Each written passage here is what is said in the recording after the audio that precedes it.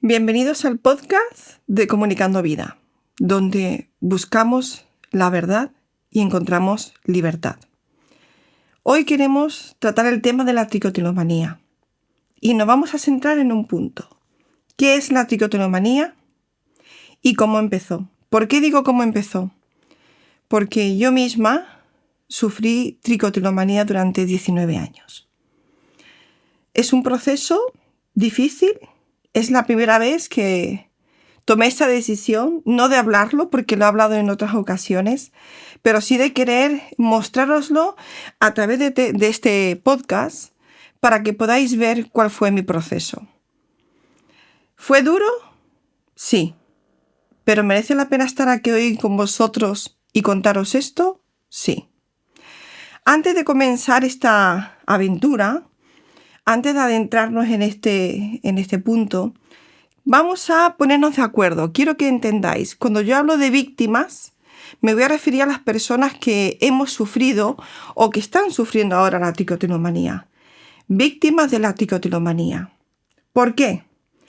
Porque realmente cuando tú tienes tricotilomanía, te sientes una víctima. Tal cual. Porque es un proceso duro. Entonces, ¿qué es la tricotilomanía? Muchos estarán pensando, bueno, ¿y ese qué nombre es? Os digo, yo la primera vez que escuché esto fue una sola vez por un médico por un minuto, ¿vale? Y nadie me explicó nada más. Nadie me explicó nada más. Por eso dije, tenemos que visualizar esta problemática. ¿Y dónde vamos a empezar? La tricotilomanía es un hábito obsesivo compulsivo. De hecho, se llama tricotilomanía obsesiva compulsiva. ¿Qué quiere decir? Te obsesiona y lo haces compulsivamente. No puedes parar de hacerlo. Eso se dice muy rápido. Quizás no puedes entender el alcance, pero tú que estás ahí viendo este vídeo, si tú tienes tricotilomanía, estoy segura que tú me estás entendiendo lo que estoy diciendo en esta mañana.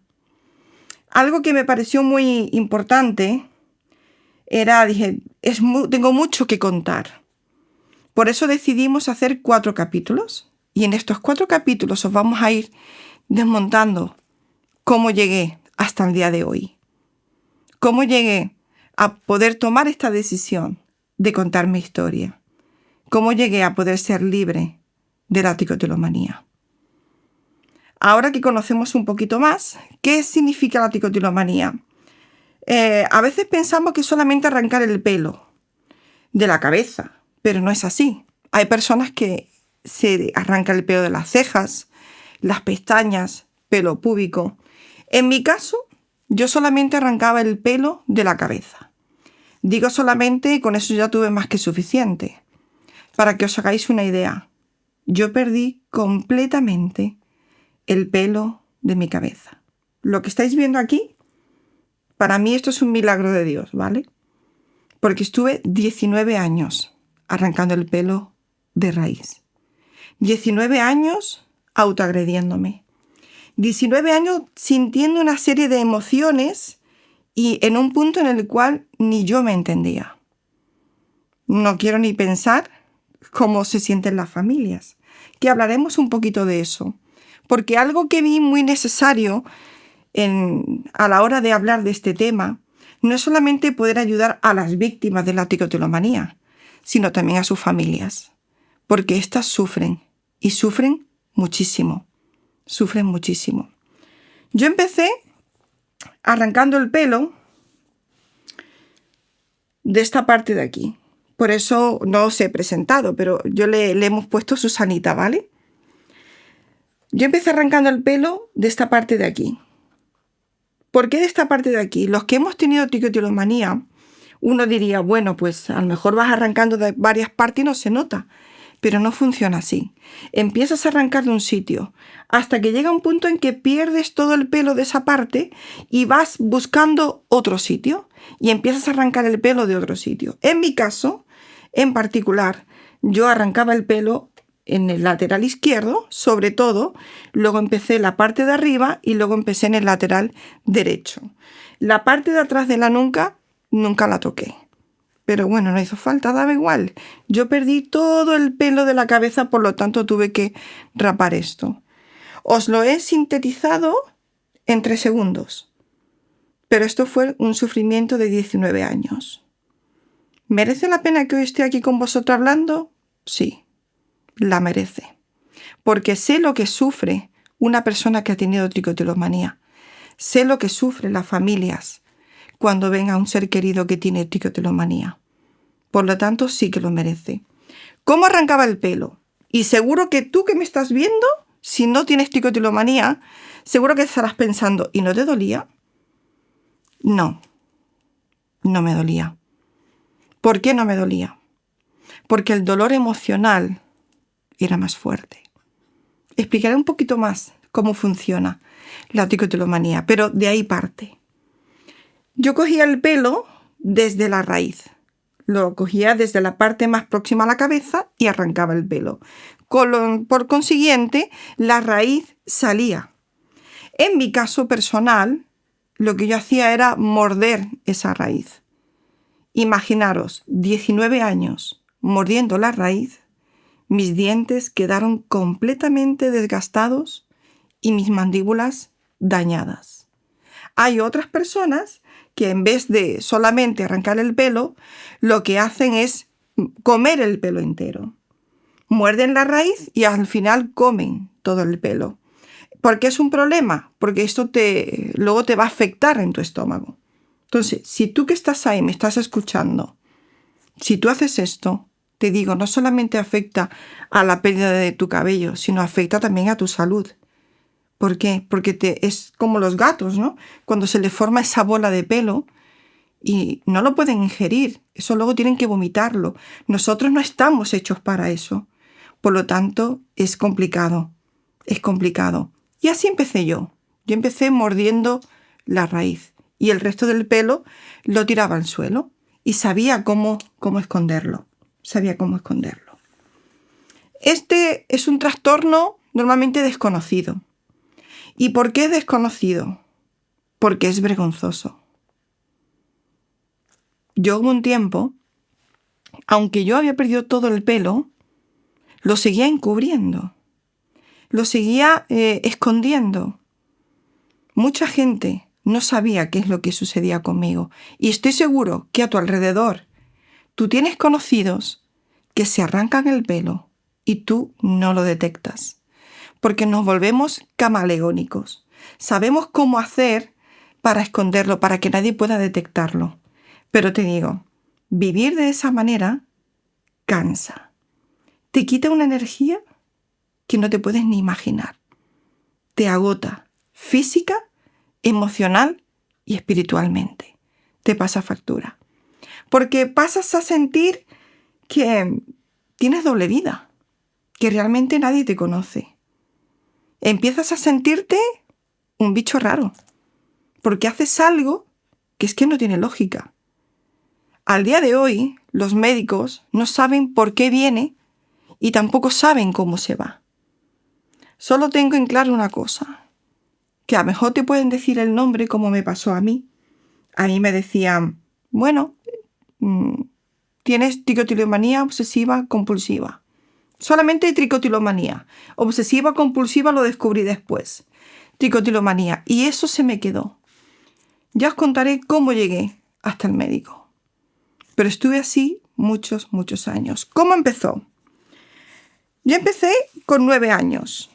A la edad de 9 años aproximadamente, yo comencé a arrancar el pelo. Partimos de la base de que la tricotilomanía tiene un origen, ¿vale? Pero eso os lo voy a contar después, para que sigáis viendo los capítulos siguientes. Vamos a centrarnos en cómo funciona. Cuando yo comienzo a arrancar el pelo, sobre los 9 años aproximadamente, fue un día que de repente me di cuenta que yo hacía eso. Y en el colegio me encontré a una compañera.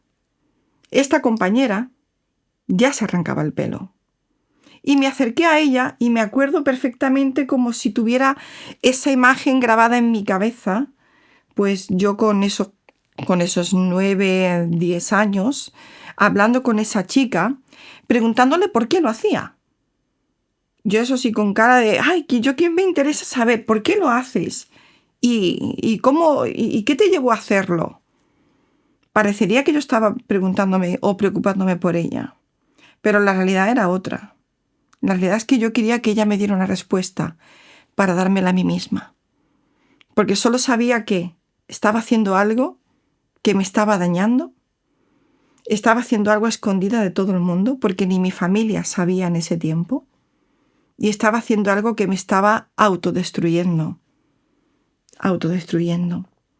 Cuando alcancé la edad de 14 años, yo ya me había arrancado todo el pelo de la cabeza.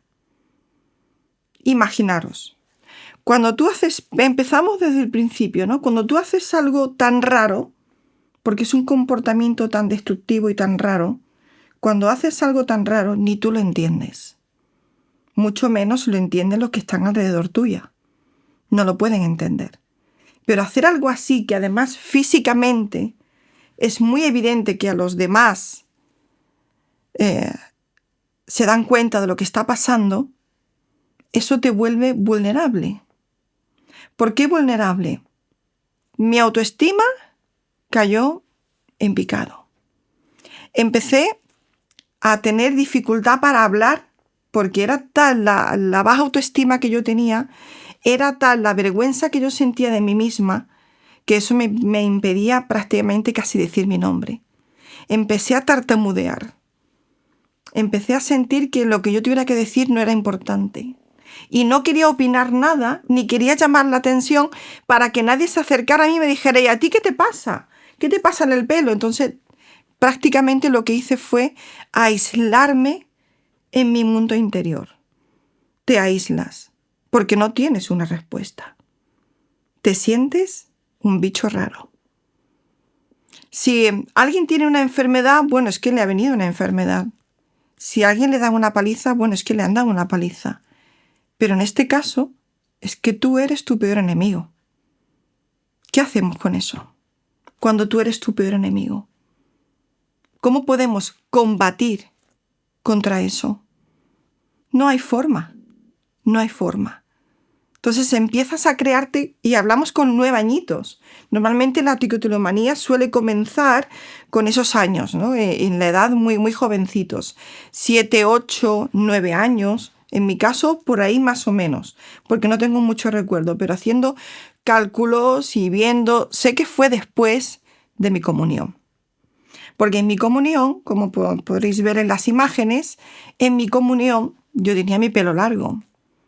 Pero a partir de ahí comenzaron los problemas. A partir de ahí. Es una enfermedad tan difícil que te hace sentir que no se lo puedes contar a nadie. Tu familia no te puede entender. En estos años, antes de llegar a los 14 años, mi familia no sabía nada. Pero sucedió algo. Había una vez que estaba jugando con mi hermana y mientras jugaba con ella, pues yo ya empecé a peinarme, ya os iré mostrando un poquito más, yo empecé a peinarme como ya me faltaba mucho pelo de aquí, empecé a peinarme con una cola aquí al lado. Y una de las veces que estaba jugando con mi hermana hizo plif, me dio un golpe en la cola y se levantó. Y ahí se hizo muy, muy evidente que tenía una calva muy grande. Y ahí fue la primera vez que mi familia supo lo que había sucedido. Imaginaros. Ahora me gustaría hablar a las familias. Yo no sé qué ha podido pasar. No sé cuál es tu situación. No sé cómo es tu situación con tu familia, contigo misma o contigo mismo. Pero sí te puedo decir algo. Tu familia no te puede entender, pero necesitas explicarles cómo te sientes. Tu familia no va a entender ese trastorno, porque tú tampoco lo entiendes, pero necesitas poder expresar cómo te hace sentir. Necesitas poder hablar y decir por qué lo haces, en qué momento lo haces, porque es sumamente importante en qué momento lo haces. Cuando tú tienes tricotilomanía, te encierras en ti mismo y ya no puedes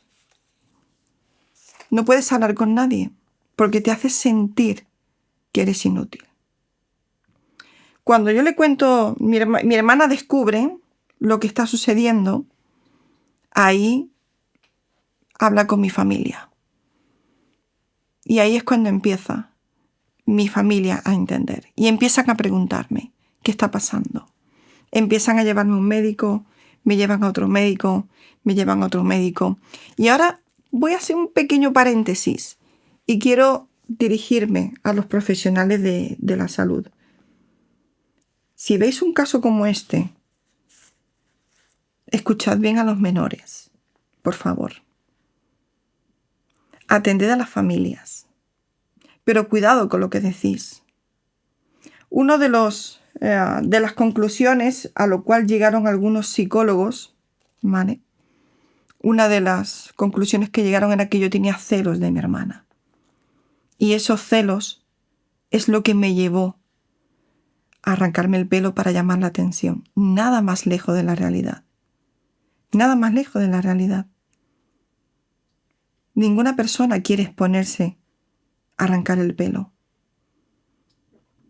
Ninguna persona quiere hacer eso. Ninguna. Ninguna persona quiere hacerlo. ¿Por qué? Porque hacerlo implica que tú te estás autoagrediendo. Te estás mutilando. No sacas ningún beneficio de eso. Ninguno. Eso fue duro para mi familia. A lo cual, en este mensaje, en este vídeo, este podcast, yo quiero también dar una voz a las familias y a mi familia. Fueron años muy duros, años muy difíciles de poder explicar a otros, muy difíciles de poder entender ellos mismos lo que estaba sucediendo, muy difíciles para saber cómo podían ayudarme. Años muy difíciles. Y tenemos que entender esto. El silencio no ayuda. Esconderlo no ayuda. Enfadarnos con la víctima de la tricotilomanía no ayuda. Recordemos que así nos vamos a mencionar. Nos vamos a mencionar como que somos víctimas de la tricotilomanía. ¿Vale? No ayuda. Por lo tanto, si tú eres un papá, si eres una mamá, si eres un abuelo, eres un primo, si eres un familiar de alguien que hace eso, lo que necesita esa persona, simplemente que la abraces. No necesita que le digas, no necesita que le regañes, de verdad que no lo necesita. No lo necesita, porque ni nosotros mismos sabíamos. Yo no sabía dar una respuesta cuando me preguntaban, ¿y por qué lo haces? No lo sé. No lo sé. Solo sabía una cosa, que en el momento en que lo hacía, para mí es como si el mundo se parara. El mundo se paraba. El mundo se paraba al instante. Y yo dejaba de sentir, dejaba de pensar. Y es como entrar en un modo avión. Entras en un modo avión y en ese modo avión ya sabemos, no te llega nada, ¿verdad? Estás encendido, pero no te llega nada. Cuando uno que tiene tricotilomanía se arranca el pelo, ese es el estado en el que entra. Modo avión. Yo podía pasar horas arrancando el pelo. Y esas horas para mí eran segundos. Pero imaginaros, un par de horas arrancándote el pelo implicaba que a lo mejor te destrozabas.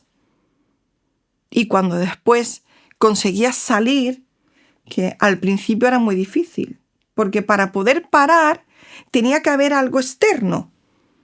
Ahora voy a hablar a los que tienen tricotilomanía. Quizá el resto ni os vais a enterar un poquito, ¿vale? Pero no esperes a que entre una llamada No esperes a que alguien toque la puerta. No esperes a que haya un ruido externo para que tú puedas parar de hacer lo que estás haciendo. Intenta buscar una forma de tú mismo recalcular. Necesitas recalcular. Necesitas volver. Necesitas darte cuenta de lo que estás haciendo. Y en ese momento es cuando puedes cortar. Horas arrancándome el pelo. Pero el problema no venía en ese momento. El problema venía después. El problema venía cuando te das cuenta de lo que estás haciendo. El problema viene cuando te das cuenta de lo que te has hecho. El problema viene cuando no sabes cómo vas a cubrir eso. El problema viene cuando ahora no sabes qué vas a hacer. ¿Cómo vas a salir al día siguiente a la calle? Para mí, ir cada día a la calle suponía una situación de estrés sumamente grave. Y ese es el pez que se muerde la cola. Así comienza. Y cuanto más estrés tienes, pues más te lleva a arrancarte el pelo. Y cuanto más te arrancas el pelo, pues mayores son las consecuencias. Ahora, ¿cómo lo expresas tú? Yo te lo estoy contando, no te voy a decir mi edad, ya edad adulta, te lo estoy contando después de haber estado 19 años arrancándome el pelo, después de llevar ya muchos años libre de la tricotilomanía, ahora te lo estoy contando en 3 segundos. Pero un menor, o incluso ya de adulto, no sabe, no te puede dar esa respuesta. Solo sabe que hay un momento en que necesita arrancar el pelo, es un impulso que no puede controlar.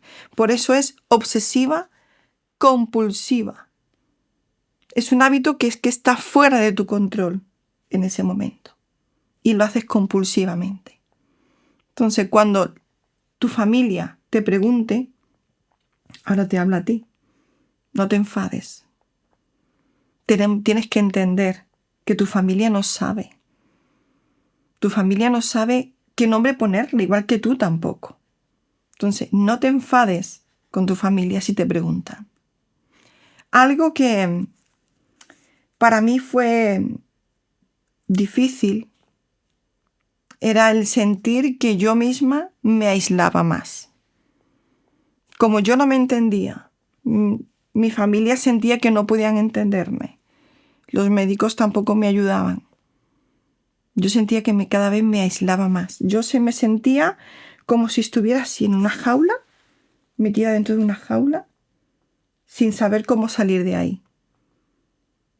Y que esa jaula, a su vez, era mi lugar seguro. Pero a su vez, era lo que más me afectaba. ¿Por qué mi lugar seguro? Porque cuando yo lo hacía estaba en modo avión. Cuando yo lo hacía me sentía bien. Pero después venían los problemas. Y ahí es cuando yo necesitaba esa ayuda en ese momento. Estarás pensando, cuando yo decidí sentarme y decir, vale, tengo que hablar, tengo que contar mi historia, fue cuando indagué un poquito en redes sociales sobre la tricotilomanía para ver qué había, qué se decía ahí, ¿no? Y hubo algo que me llamó mucho la atención. Primero, sentir ese dolor que sienten estas personas que lo están padeciendo. Y segundo, el ver la resignación. Hay algo que para mí fue crucial. Y yo os lo quiero mostrar. Para mí fue esto. Conocer la verdad. Conocer la verdad te hace libre. Esto es algo que queda muy bonito, ¿verdad? Pues déjame decirte algo. Esto es un pasaje bíblico, ¿vale? Que está en Juan.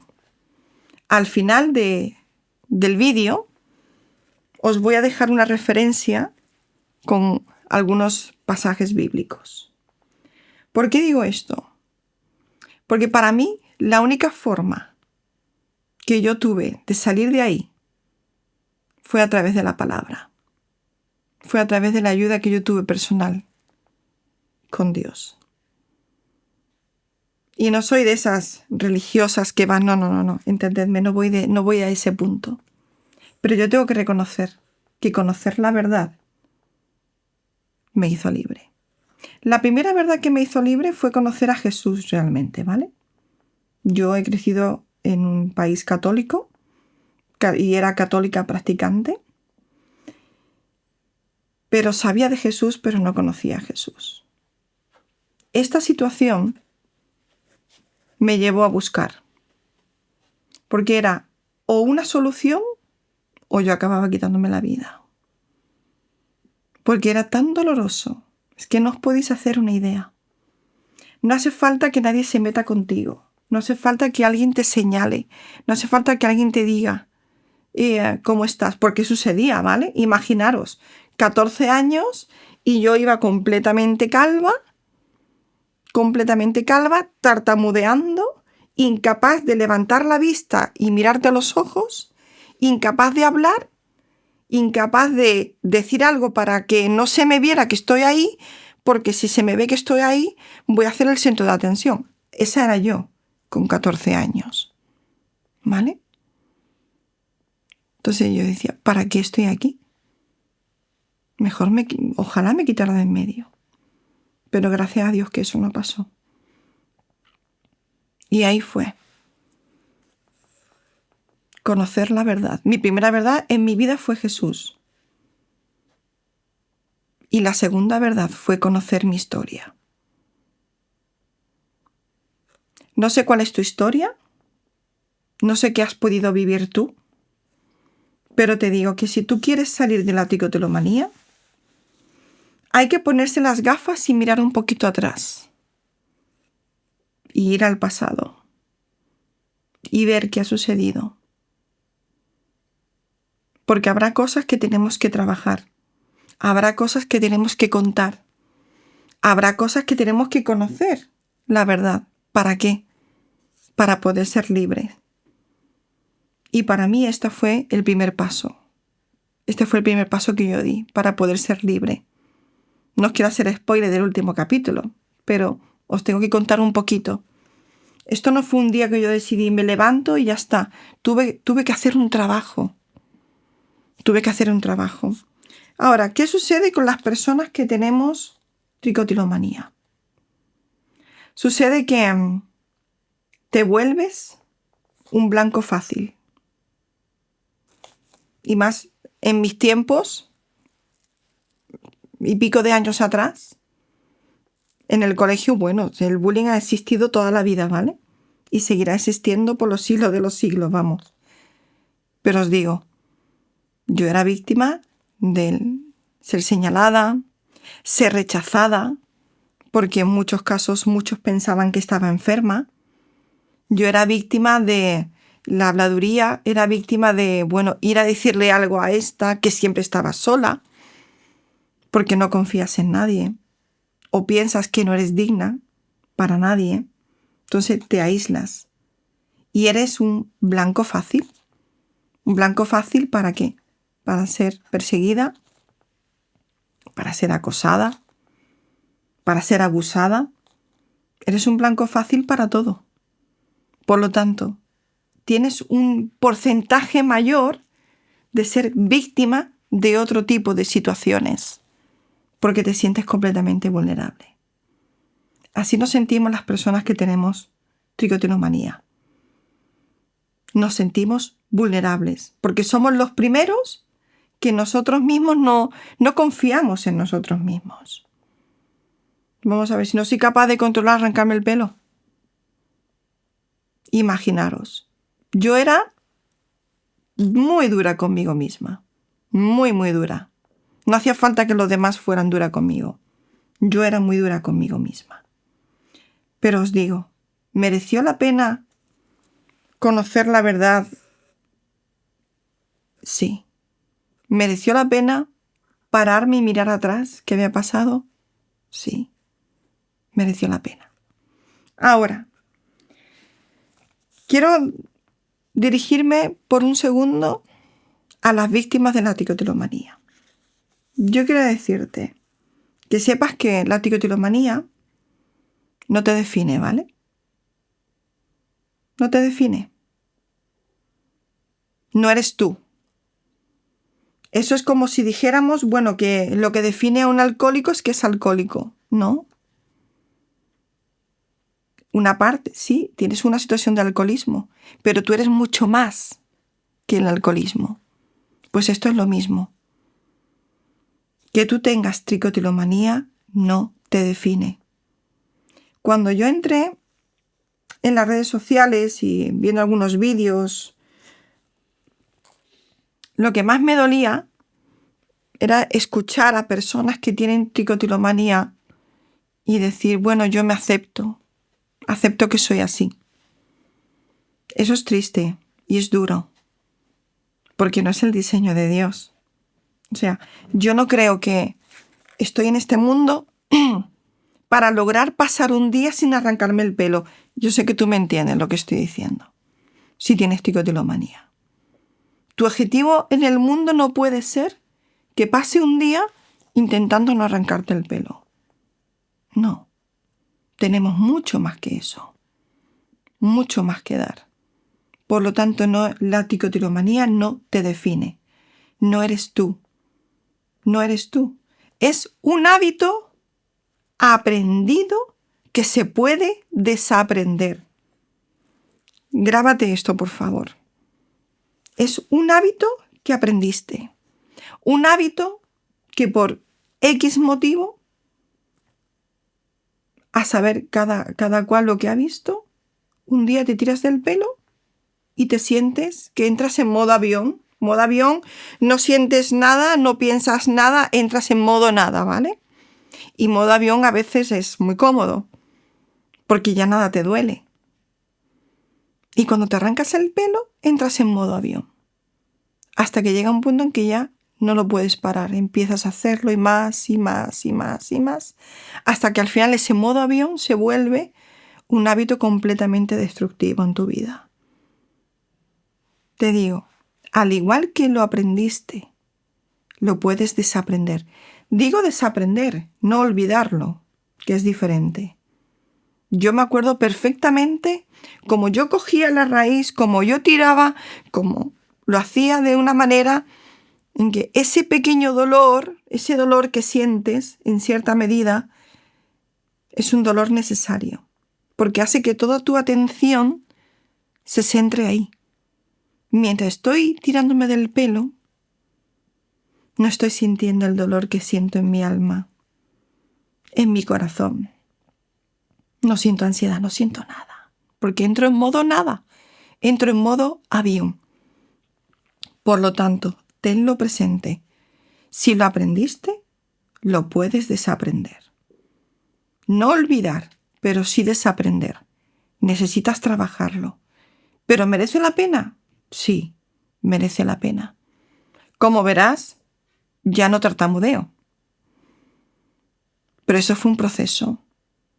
Fue un proceso de tratar mi historia, descubrir el origen, que lo iré desarrollando a medida de los 4 capítulos que vamos a hacer. Poder entenderlo, cómo poder ubicarlo, cómo fue, cómo se dio, cómo empezó, para poner cada pieza del puzzle en su sitio. Ahora mismo tú tienes tu vida, que es un montón de piezas que no te encajan y que no tienen sentido. Pero te digo, párate y en este proceso te voy a ayudar para que puedas poner cada pieza en su sitio y que al final puedas ver el puzzle completo y verás que la imagen es mejor de lo que tú te podías imaginar. Y te lo dice alguien que pasó por ahí, me sentí completamente vacía, inútil, incapaz de poder hacer nada y poder terminar nada. Me sentí sola, me sentí rara, me sentí un bicho raro porque hacía algo que nadie hacía. Me sentí que yo misma me estaba boicoteando a mí misma. Y no hay nada peor que no darte una respuesta tú a ti misma. Pero quédate con esto. Es un hábito aprendido que se puede desaprender y la tricotilomanía no te define. Tú eres mucho más que eso. Cuando empecé a indagar en las redes sociales, me sorprendió mucho eso, ¿vale? Cuando me encuentro que hay médicos que tienen tricotilomanía y que intentan ayudar a otros que también tienen tricotilomanía con el fin de aceptar que tú eres un tricotilomaníaco. Aceptarlo y vivir con ello. De verdad te digo, para mí no hay un objetivo más triste que ese, ¿vale? Te soy sincera. Y estoy muy segura que mi objetivo en la vida no era ese. Es como si pretendiéramos que un ciego pueda guiar a otro ciego. No, no podemos quedarnos ahí. Eso no puede ser. Eso no puede ser. Es algo que podemos combatir.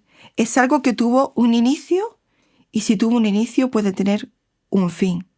Entonces no te quedes solamente pensando que tienes que aceptar ese problema, resignarte que tú eres así, que esto es lo que te define y aprender a vivir con ello. No, no te conformes. No te conformes con eso. No te conformes. Yo decidí no conformarme. Decidí no conformarme. ¿Y qué le diría a las familias? Porque algo que voy, en estos 4 capítulos, algo que a quien quiero dirigirme mucho también es a las familias. Mis padres hicieron todo lo que estaba en su mano. No sé cuántos médicos me llevaron. Muchos de ellos, en vez de ayudar, lo que hicieron fue provocar más problemas en casa. ¿Vale? Pero ellos no sabían, no podían entenderme.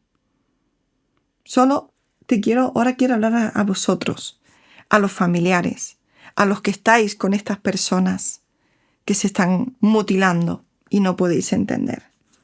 Vuestra situación es muy dolorosa. Nadie os entiende. No hay un espacio donde podáis hablar y expresar cómo os sentís. No lo hay. Sencillamente no lo hay. Las pocas personas que tienen tricotilomanía, bueno, no son pocas, son muchas. La mayoría no lo quieren contar. Y no hay un grupo de familias que puedan decir, vamos a hablar cómo fue esto. No lo hay. Por lo tanto, os sentís muy solos. Pero os digo, no sois los únicos. Hay mucha gente así. Y por eso para mí es tan importante dirigirme a vosotros como familiares. ¿Veis cómo les afecta? ¿Veis cómo cada día se van mutilando más? ¿Veis cómo cada día en vez de mejorar van empeorando? Y eso es duro. Eso es muy duro. Sin que yo solo os digo, hay esperanza para vosotros. No os desaniméis.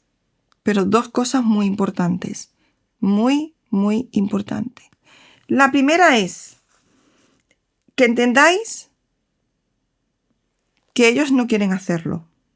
No lo hacen para fastidiar a la familia, no lo hacen para llamar la atención, no lo hacen porque quieran ser el centro de atención, no lo hacen por celos. No, no lo hacen. No es eso lo que hay detrás. Detrás hay otro tipo de cosas que hablaré en el siguiente capítulo. Eso es el primer punto. Y el segundo punto, no os enfadéis con ellos.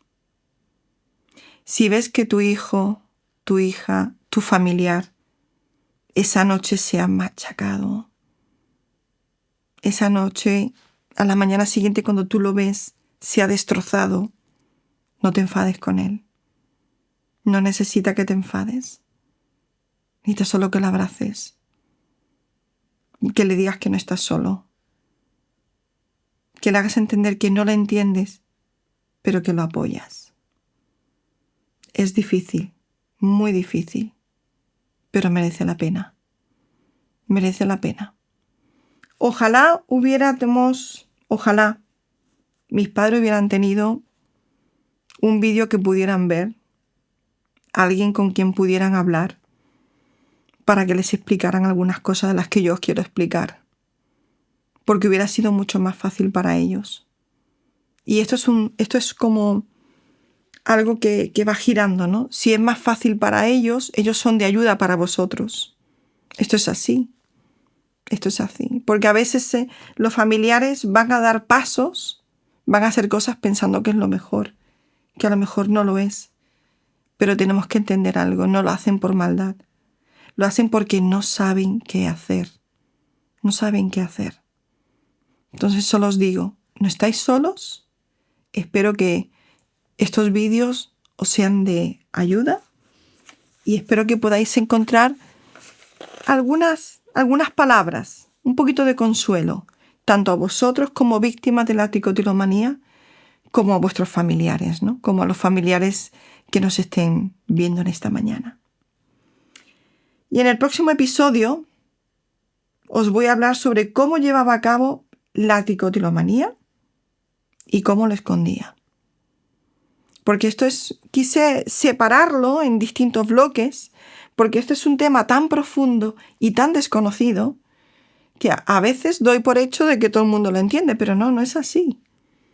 Mi historia la he contado muchas veces en otros ámbitos, nunca de esta manera la he contado, pero creo que las personas no se hacen la idea de lo profundo que es el mundo o el mundo interno de una persona que tiene tricotilomanía.